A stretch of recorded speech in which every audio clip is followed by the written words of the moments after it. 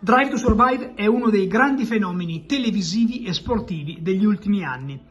La serie, prodotta da Netflix, lodata, criticata e soprattutto imitata in tutto il mondo, ha contribuito alla enorme crescita della Formula 1 ed è stata decisiva per il boom negli Stati Uniti. A Monza ne abbiamo parlato con il suo volto più celebre, il giornalista e presentatore Will Buxton. How do you explain the success of Drive to Survive? Oh, a little bit of luck and a lot of planning, a lot of thought and a lot of work. You know, when Box to Box came and they wanted to make a series about Formula One, they came from the perspective of films they'd already made. So this is the team that was behind the Senna documentary, Amy Winehouse, Maradona.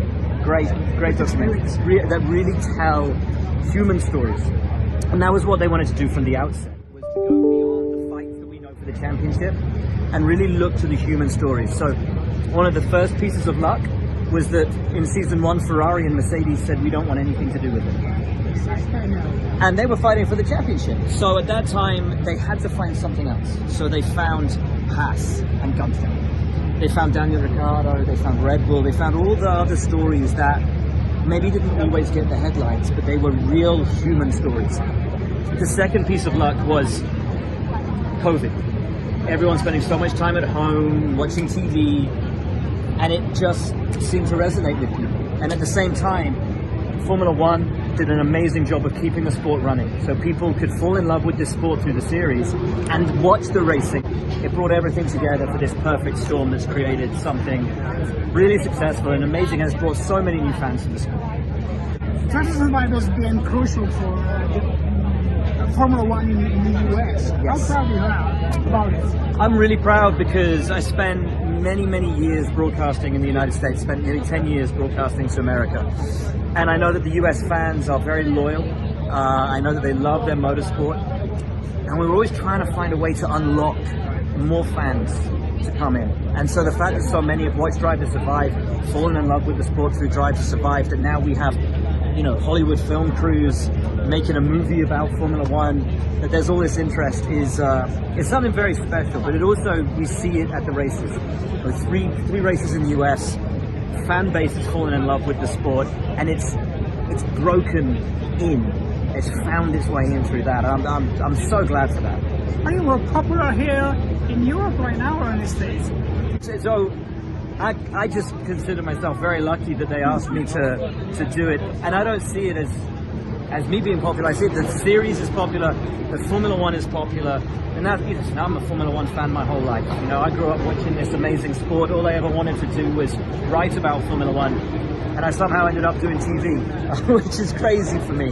But it's lovely that if I'm able to hopefully explain it in a way which makes it simple for people to understand, and that helps them get into Formula One and love it like we do. Because everyone had a first race. You know, we all had a first race where we knew nothing about Formula One.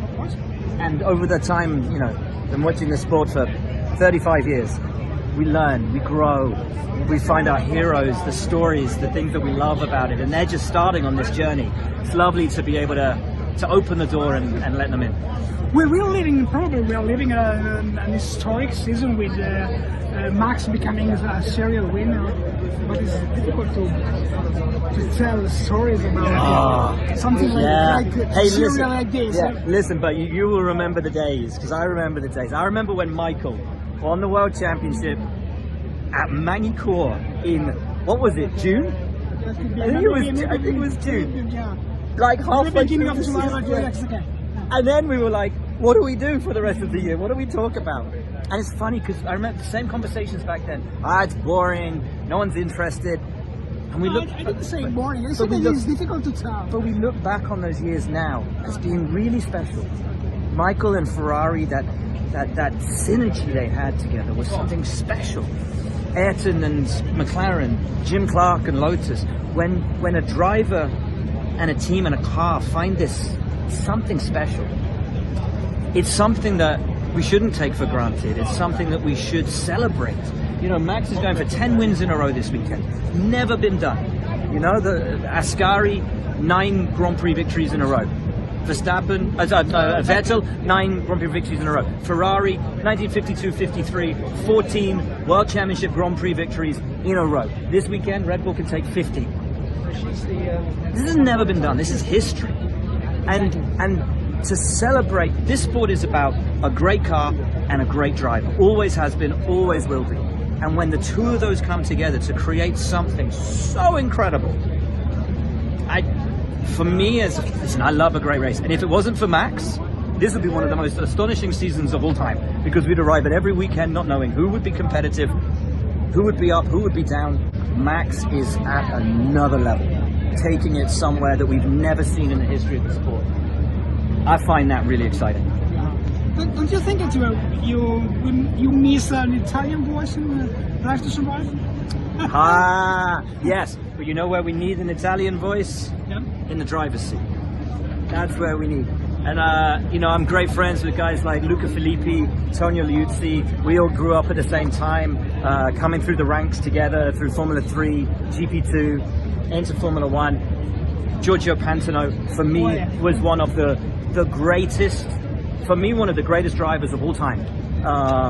Never got the chance, never had the luck. Fernando said that he thought Giorgio was invincible, was one of the best drivers he ever raced against, you know. And I hope that great Italian drivers can once again have the budget, the backing, to make it back to Formula 1, because we need incredible Italian talent.